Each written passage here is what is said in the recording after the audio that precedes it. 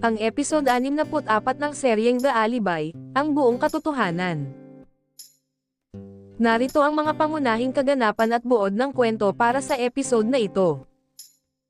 Vincent, natuklasan na may relasyon ang ina kay Walter.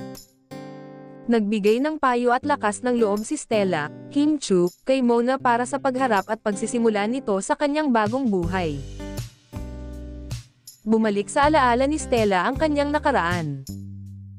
Binalikan ni Stella ang kanyang mga alaala at ang naging mahirap na buhay upang may taguyod at mapakain ang kanyang mga kapatid.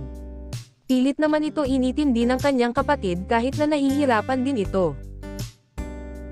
Sa kabilang banda may housewarming party naman si Edward at kapatid nito sa kondo. Nalaman ni Matthew, Rafael Rosel, ang tungkol sa gaganaping housewarming party ni Edward, Robbie Jaworski. Sa mismong party, sinubukan ni Vincent na kumuha pa ng karagdagang impormasyon tungkol kay Walter, ngunit nagambala ang lahat sa biglaang pagdating ng mga hindi inaasahang bisita. Dumating din dito ang kapatid ni Stella. May hindi inaasahan naman si Vincent na makita sa labas ng kondo. Ito ay ang kapitbahay ni Walter. May sinabi ito kay Vincent tungkol kay Walter at sa ina niya.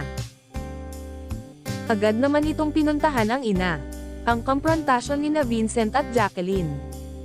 Hinarap ni Vincent, Paulo Avellino, si Jacqueline, Shasha Padilla, upang usisain at alamin ang tunay nitong koneksyon kay Walter, sa Milby.